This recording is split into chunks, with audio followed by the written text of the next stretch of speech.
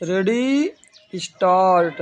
अध्यक्ष महोदय, जिस भावना से मैंने यह बिल पेश किया है उसको विरोधी पक्ष के लगभग सभी सदस्यों ने एकमत से महसूस किया है कि देश में बेकारी की जो समस्या है वह एक भयंकर समस्या है और उसके कारण हमारे देश का विकास, चाहे वह सामाजिक हो, आर्थिक हो या सांस्कृतिक, रुका हुआ है और ऐसी स्थिति में हम आगे नहीं बढ़ सकते हैं।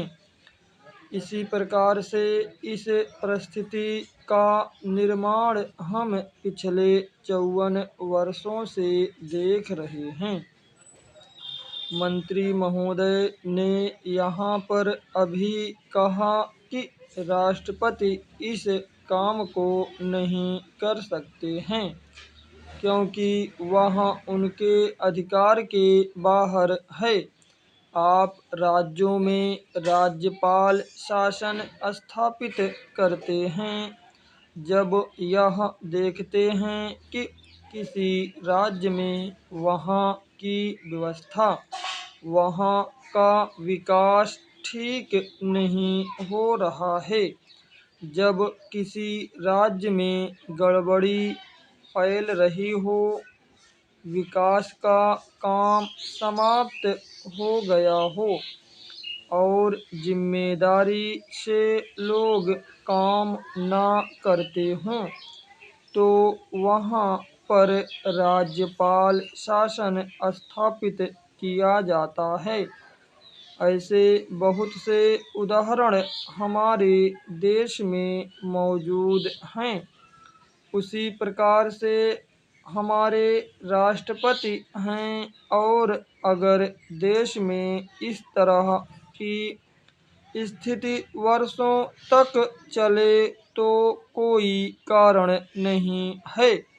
आपात के रूप में राष्ट्रपति इस देश की सुरक्षा के लिए, इस देश की उन्नति के लिए जिम्मेदारी अपने हाथ में न ले सकें। हमारे भाइयों ने बहुत से उदाहरण दिए हैं कि राज्यों में संयुक्त सरकारें नहीं चलीं, लेकिन उसके पिछले राजनीतिक हथकंडे थे। अगर कोई राजनीतिक पार्टी जिम्मेदारी से काम नहीं करती तो विधान में यह स्पष्ट है कि राष्ट्रपति शासन अपने हाथ में लें। मैं एक उदाहरण देता हूँ कि संविधान में आदिवासी हरिजनों के उत्थान के लिए प्रण किया गया था कि 10 वर्ष में उनकी सामाजिक तथा आर्थिक स्थिति को सुधार देंगे, लेकिन यह सरकार उसमें भी असफल रही। उसको एक बार 10 वर्ष के लिए बढ़ाया गया और दोबारा फिर 10 वर्ष के लिए बढ़ाया गया। इसी प्रकार से उसको बढ़ाते जा रहे हैं, लेकिन उनकी आर्थिक और सामाजिक उन्नति आप नहीं कर पाए हैं। इस काम में सरकार बिल्कुल असफल हुई है।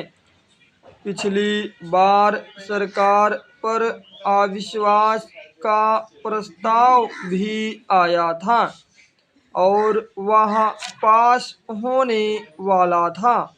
इसलिए मेरा कहना है कि हमारे देश में यह जो बेकारी की समस्या है वह एक बहुत ही भयंकर समस्या है स्टॉप।